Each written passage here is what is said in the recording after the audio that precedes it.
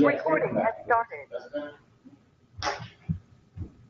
So guys, take a minute or so, look through your exam, and then we'll quickly go through the technical questions, make sure you know the correct approach and answer for each one. Then I think Professor Knox will do the same for the policy.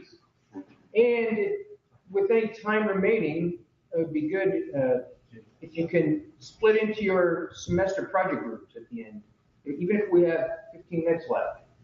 I'd like to go around and just hear about the progress and talk about any key issues you're finding.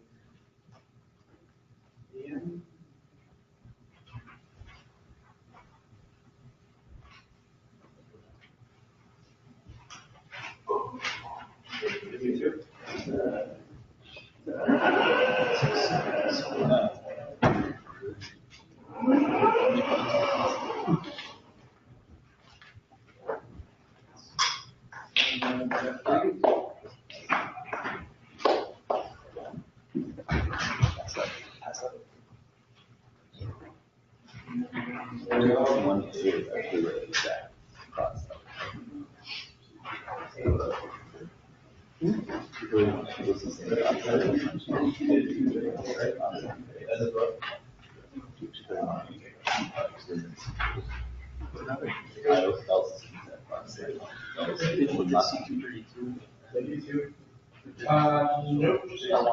Everyone got one who's supposed to go. Okay.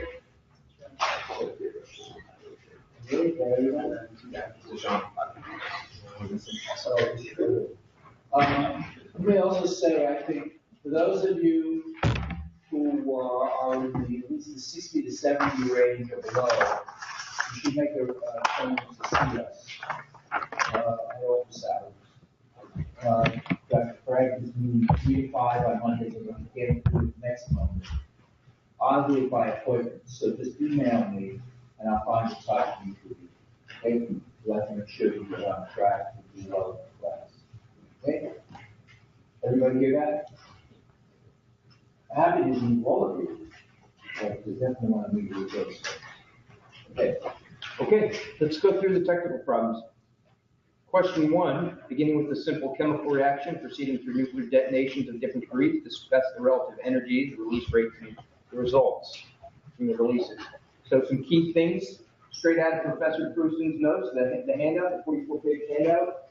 We had the energy of formation of water was on the order of 2.5 eV, right? So we're getting the idea of the chemical bond energy, the potential energy in a water molecule, and one of the key relationships in that handout is the idea that you have on the order of 180 M, right, 10 to the 6 MeV, mega electron volts, of recoverable energy from fission.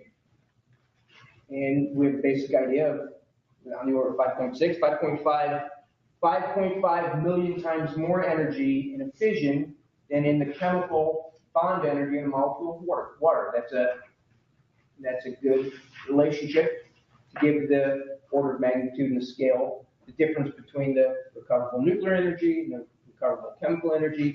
And if you even had more information about the TNT, TNT has 35 eV per molecule, so it's not like TNT is. Cover that up.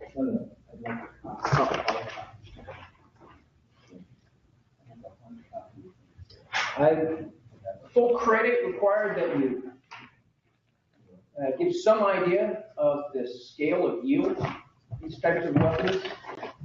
You could introduce the idea that a ton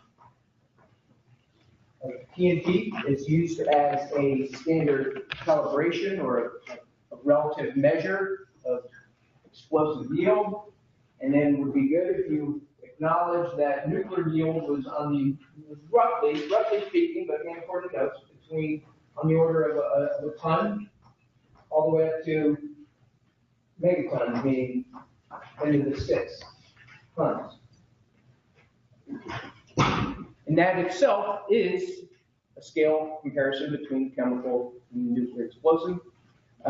If you were going to be very complete about this, referring to the idea of the results of the releases, you could point out that chemical explosions have heat, but mostly pressure over pressure. Nuclear explosions have the same things, and then you add in prompt radiation, you have activation products, you have materials that are activated in the explosion and are now radioactive with long-lived decay products that are falling out and become radioactive fallout. As Dr. Lehman pointed out, you have electromagnetic pulse effects, so there's other effects that are associated with nuclear explosion. Most of the points would have been associated with just getting the general scale of energy between chemical and nuclear reactions. So that's number one. On to number two. I think number two is actually was useful for, if you got two right, it's probably going to help you in some other problems. Define K. Define neutron multiplication factor K. Discuss the differences between neutron multiplication for a nuclear power reactor versus nuclear weapon. So Harry, and most folks have this. K was the number of neutrons in the current generation over the number of neutrons in the previous generation. And it was, most folks who answered this understood that K greater than 1 is a bomb, an explosion, and K on the order of 1 is what you want for a reactor. Someone did mention the idea of K for a reactor could be less than 1. I took that to mean prompt fission K could be slightly less than 1. And it's, we've mentioned this in class, it's the beta delayed neutrons that actually let you control the reactor. If you think about it, you have to have something that's happening on a slower time scale, but that's a little more detail than we're looking for. Of course, we asked for the 4-factor formula for K. K factor. And these terms kind of come up later.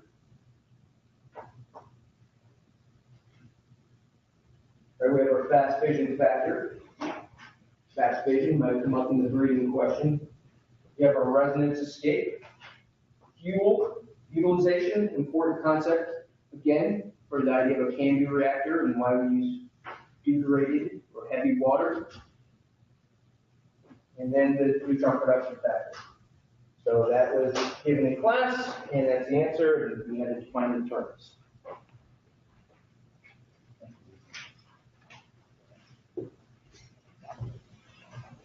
And again, I think it's important to make the distinction in the question. It points out you're being asked for the 4-factor formula for a thermal reactor composed of an infinite homogeneous mixture. So if it's infinite, it has no edges, therefore what is not an issue for an infinite reactor? This is a thought experiment, of course, but we have no leakage. There's no edges, there's no surfaces, it's infinite. So you wouldn't have put any of the leakage terms here. That would be more like a 6-factor formula. Any questions about number 2? On to number 3. This was a curveball. It was a genuine curveball. It took a little thought and concerning what was really being asked. So it has a description of boron as being composed of 2 isotopes. One is a strong neutron absorber, and they both, of course, scatter neutrons. So we have a sphere of highly enriched uranium in otherwise field-free space. That's the key term. And in its original configuration, it is just critical, meaning K equals 1. For every neutron produced in the current generation, it's exactly equal to the previous generation, steady state. Perfectly critical. It's just critical before the shell was added. Okay. Key thing to understand is that it's in field-free space.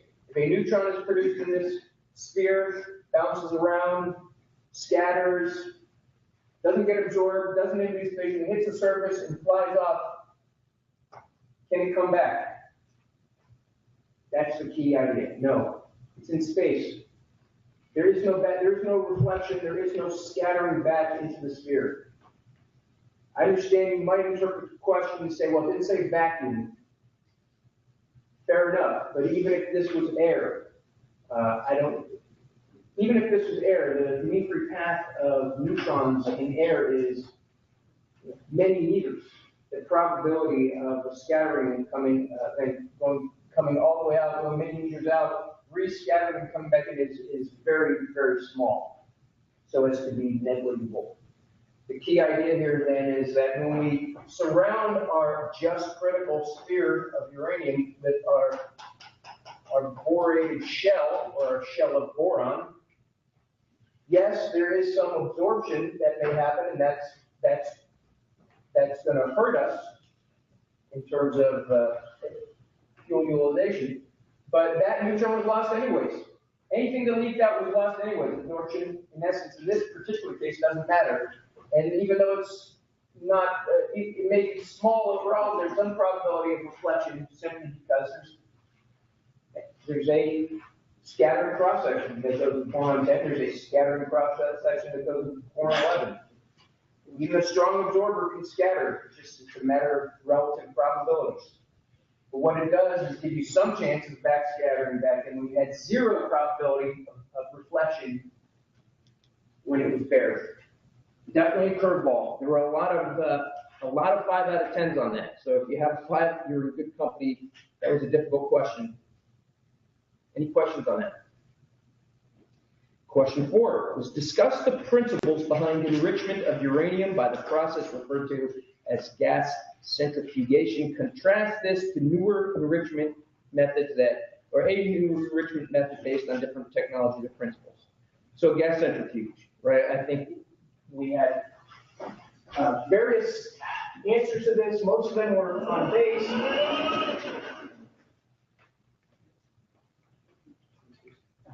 Very few of them actually wrote down the basic idea that the force that maintains an object spinning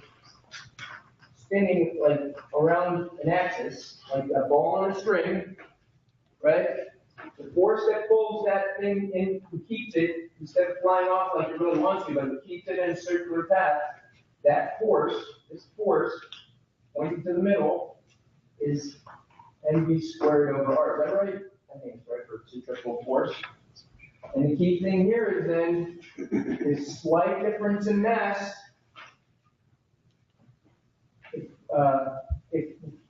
Let's see, how would we write that out?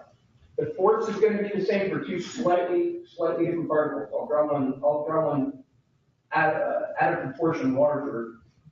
The hydrodynamics of the spinning fluid are roughly the same, so the force stays the same. So if you increase the mass, you have to increase the radius to keep the forces the same. So mass 1, which would be let's call mass 235 velocity squared over the radius 235, it's got to be equal to the mass 238 velocity squared. And the velocity, of course, is the same. That you're controlling the velocity by controlling the centrifuge. The radius of the 238. So the radius of the 238 has to be greater than the radius of the 235 because we define that as an equation. They are equal. And so that's a complex way of saying yes. The 238 is going to be more concentrated at the surface, near the surface of the centrifuge. Many people said that the physical explanations for why that would be true were varied and interesting. And some of the partial credits were based on whether or not you really explained the physical basis for that. But that's the idea. And of course, full credit, I think it did require that you mentioned that you have to put the uranium into what form? It has to be its gaseous form, and compound with gaseous compound with chlorine, UF6. Then there's some disagreement, but we worked it out over the second half of this question. It said, contrast this mass-based enrichment to one that is a newer enrichment method based on a different technology or principle. Many answers incorrectly identified laser isotope separation as a newer technology, which would be based on the ability to selectively excite the electronic structure of the U-238 or U-235 atoms and separate it with electromagnetic forces. We also gave credit for gaseous diffusion because it's different. Although I would point out, in Professor Prusen's notes, it's pretty clear in this chronological discussion of the adopted enrichment technologies that in the US at least it went diffusion and then centrifuge. And it was clear that the centrifuge had a significant efficiency improvement over gaseous diffusion. And again, when it really comes down to both centrifuge and gaseous diffusion rely on what basic difference between 235 and 238? They both, pardon? Mass difference. And so they're taking advantage of kinetics. They're very similar. One's sort of random walk kinetics of a molecule. The other is random within a rotating fluid. What I was really trying to point out with laser isotope separation, why I wanted you to be aware of this for your group projects, is that that's a fundamentally different approach. And depending on which group you're in for your group project, it might be something that could be easier to implement, have a smaller footprint, be harder to detect, be easier to hide, same thing, right? I don't know. I'm not an expert in that, but thinking about potential breakout technologies, potential game changer type technologies in enrichment, I think is important for the discussion for your group projects. So I was really looking at that question as a way to encourage you to think about the fundamental differences with laser isotope separation.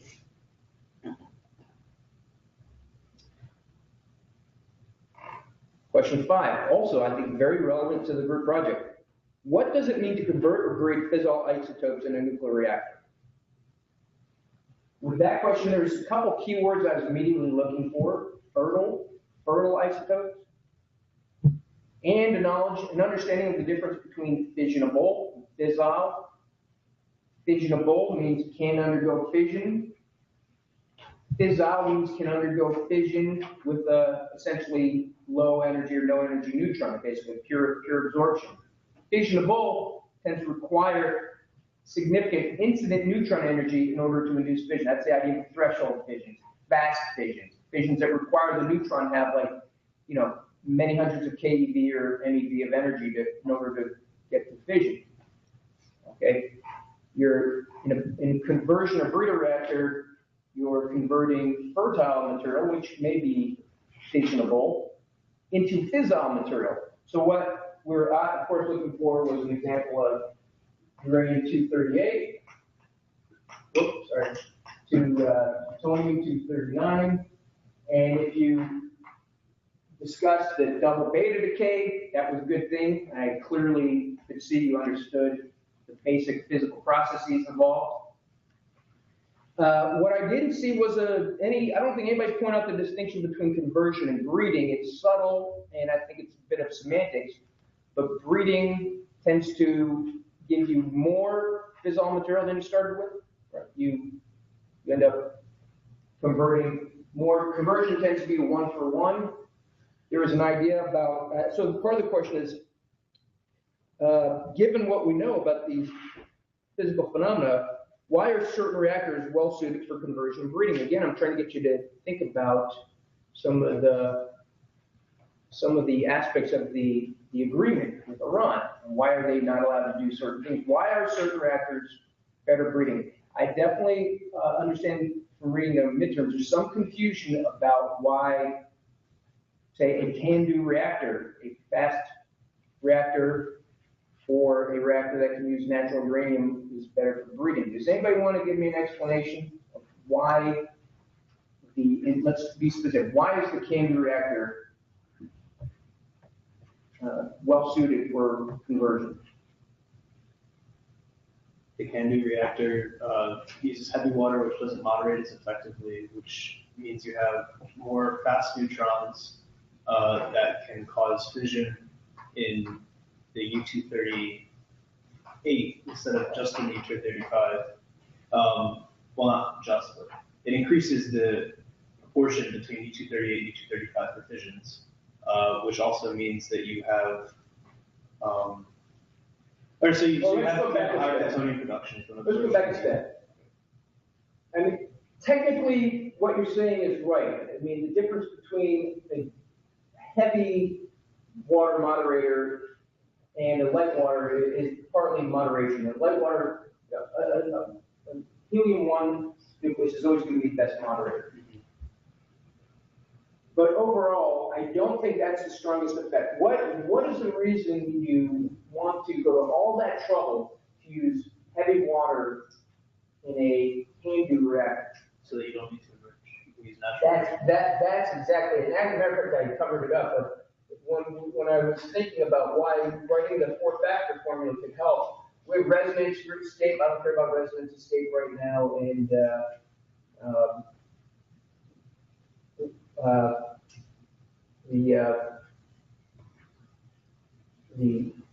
when we get the little extra for fast fission factor, I want to think about fuel utilization. If you're going to use fuel that is not enriched with 235, so you have a higher concentration of U-238, you're right there, is our fertile. We're having a fuel that's richer in the fertile isotope, but yet we know that that is not fissile, it's fissionable. We need to increase the flux, right? We want to have a higher fuel utilization. We want to reduce, fuel utilization is a measure of what? How many of our neutrons are sort of wasted by being absorbed where?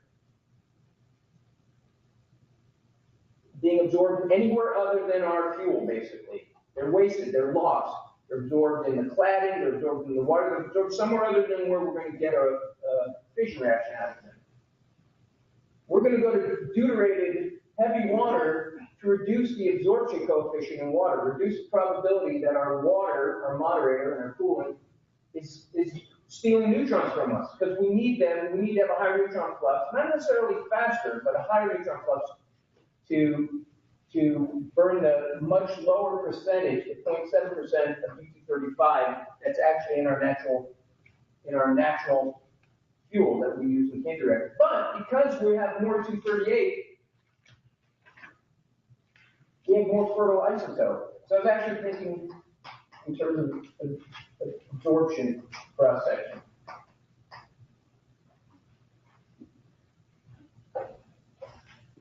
So you can use fuel that has a higher content of fertile isotope. You can do other things to control the flux. You might use less moderator, configure materials differently. Someone else also very astutely pointed out that CANDU reactors in particular allow continuous fuel reloading, so it makes it easier to do sort of surreptitious fuel extraction, which could be part of a covert processing program. And that's a key thing to be aware of if you're a group of people who are going to be briefing a potential presidential, president-elect on proliferation issues. So I wanted you to be giving some thought to why certain reactors might be prohibited and others would not be prohibited. I focused here on the uranium cycle. What's another conversion or breeding fuel cycle of interest? There's a thorium fuel cycle. I think, did you have that in your test? Did somebody mention that? You did? Oh, yeah, very good. So that's, any other questions on any of those? Anything else you want to go over? Like Professor Knox said, unfortunately, I won't be here for office hours next week, but I will for the weeks after that, 3 to 5. If you have questions about any of this or any other technical things we've discussed, or even things we haven't discussed, please come see me. I'll be happy to go over any of this with you. That's a 354 in the building across the way, my office. He's having office hours in my office. Great, thank you. I'm gonna go through the policy stuff more quickly, because I really want to allow this to have 30 minutes to meet and discuss and go over the project. And actually, most of it did very well. I mean, basically 12 out of 16 or so is fine. So just quickly, so massive retaliation versus assured destruction were the first two major U.S. declaratory nuclear policies. Massive retaliation from the Eisenhower Dulles era, which said that any Soviet incursion somewhere would lead to U.S. massive response against the Soviet Union, which was then criticized for being non-credible because we weren't going to blow up Moscow if they sent some irregular forces into Burma or something. And ultimately, this led to McNamara's formulation of assured destruction, where he kind of picked out of the air a certain percentage of forces and the urban industrial targets, maybe the population. If we could destroy them in a retaliatory attack, that should be enough to deter them. And note, you didn't have to answer this, cite this, but assured destruction was the U.S. policy. Mutual assured destruction was not the U.S. policy. Mutual assured destruction was the condition when both sides had the assured destruction capability. Deterrence was compellence. You want to deter someone from doing something they were planning to do with a credible threat, showing will and capability that you communicate effectively. And the third party has to calculate that the cost to him or her outweigh the benefits of taking the action, and then don't respond, don't act in effort to deter. Compellence is to stop someone from doing something they're already doing. A lot of the current post-Cold War world has to do with compellence. In trying to stop the Iranian nuclear program, stop the North Korean program. These are more difficult because the adversary has already committed to doing something. They're doing it, and now you want them to stop doing it. That's the key point, and that's discussed at length in Sheldon's book, Arms and Influence. The SCBM is an intercontinental ballistic missile. They're solid fueled now, based in silos. The submarine launch ballistic missile is on a nuclear-powered ballistic missile. Submarine is considered less vulnerable to attack than the ICBMs. The multiple reentry vehicle is to have multiple warheads that can attack a single target. The MIRVs are multiple independently targetable reentry vehicles to have multiple warheads that can attack multiple targets. So you get more leverage there. And the Alchem versus Slickum, some people got tripped up on this. The Alchem is the air-launched cruise missile. The Slickum is the sea-launched cruise missile. The sea-launched cruise missile can be on a surface ship as well as on a submarine. Any questions on that? I'm going to sort of zip through this. Professor Peterson, we were all here for the presentation. Some of the key points were, cost is still an issue, especially with the low price of fracking and oil and natural gas. There are questions of safety. There are questions of storage of spent fuel. Professor Peterson pointed to some of the clever ideas about reusable systems like Elon Musk is using in space flight, and modular designs, lowering the cost, raising the reliability as ways to go. There's much more to it than it's a quick version of that. Truman's decision, still controversial to this day, primarily to forestall an invasion of Japan, which might have led to hundreds of thousands or more U.S. fatalities and many more Japanese fatalities. A shock effect to end the war. There are ethical questions, yes, perhaps unresolvable or maybe unethical in terms of killing so many innocent civilians. But this is a wartime situation where it's a fight to the death. There's no right answer. You could have argued against it, or you could have argued in favor of it. You could have argued for using the Hiroshima bomb and stopping. You could have argued for demonstration. I don't care how you did it, as long as you made a persuasive case. There is some revisionist literature. There's a book called Utter Destruction, which came out in the late 90s from Chapel Hill by a historian who claims that the real reason the U.S. used the bomb had to do with to end the war so that the Soviets didn't gain more territory in East Asia. It was actually all a statement to the Russians, anticipating the Cold War. There is some fragmentary documentation on this. I personally think it's giving American leadership more credit for their foresight than most American leaders are able to muster. But it's a point of view. Wall sends a breakthrough idea in the delicate balance of terror, but secure retaliatory forces. This remains, and you heard it with Dr. May's presentation and Dr. Lehman's. He said, even if we have 30 weapons, I want 10 at sea, 10 ICBMs, 10 bombers. I want to have a secure retaliatory capability. They can't disarm us no matter what they have and what we have. But others still believe, and he has some of those ideas as well, that the prospect of several nuclear weapons going off on major cities is so catastrophic, so gruesome beyond belief that it's doubtful, according to some analysts, that any rational leader will do it. So that would be a Putin or Xi Jinping. Not true of ISIS, because if they have an apocalyptic, suicidal religion, then it only expedites their path toward heaven and utopia and victory. The NPT and Bracken and the Second Nuclear Revolution, this is about the fact that, of course, the Cold War was based on primarily dual U.S.-Soviet nuclear competition. Now we're in a world of multiple regional competitions. So you've got Israel and Iran, possibly. You may have more with Egypt or Turkey or others in the Middle East. You've got North Korea and possibly South Korea and Japan. We now have a presidential candidate who says it's okay with him if Japan and South Korea has nuclear weapons. He just made that statement to the New York Times editorial board that was published in Sunday's New York Times. It's not hypothetical. This is what he said to them.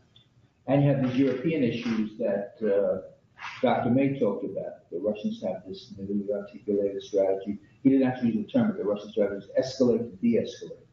Use tactical nuclear weapons quickly initially to completely forestall any NATO or U.S. response, conventional war nuclear. So these are completely different kinds of problems that we've experienced before and requires a lot of new thinking. So that's my quick summary of all the policy questions. Any questions, comments? If you've got some detailed issues about your points, happy to discuss it in office hours. Yes? Could you clarify deterrence versus compellence? Again? Yeah. The deterrence is to persuade someone or some party who's planning to do something from not doing it. Dissuade them. Compellence is to using the term, compel someone who's already doing something to stop doing it. And that's much more difficult because they're committed to the action. Happy to look at your particular paper and discuss it with you privately. Okay? Any other comments, questions? I think basically we're pretty pleased. The results are good.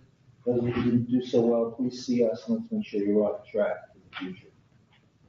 So now we're going to, how should we do this now? We're going to break up into the project groups. We actually don't have many sessions left. Today's the 28th.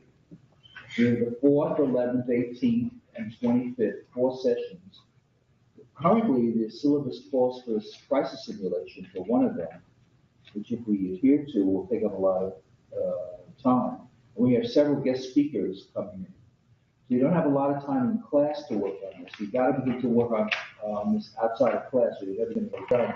Because we don't meet on May 2nd, but on May 9th, when you guys present, Probably Carlman, Viva Technical Engineering, a lot of others will come here, and they're really expecting to see something very thorough and sophisticated and detailed. It's not something you can knock off 5 minutes before you give a presentation. So really, we really have high expectations for the final report and the presentation. So it requires real work. No free riders. Everybody's got to chip in. Okay, so shall they break up into groups, and we'll want to hear from the groups, or you want to just I'd like to go go around and talk to them and see. So let's break up, Sasha, and how are we going to do this? Sorry. How are we going to break up the groups? They know. They know what groups they're in. Pump into their sign, they're already signed. Yeah, this should be already plumbed. How many? How many consider? 4 or 5? Yeah, Yeah, that's what Okay. Yes. So, For the project? Yeah, just get a, put a, halfway up there.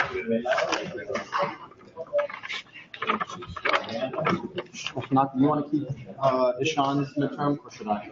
Is it Ishan? Yeah. Shut this up.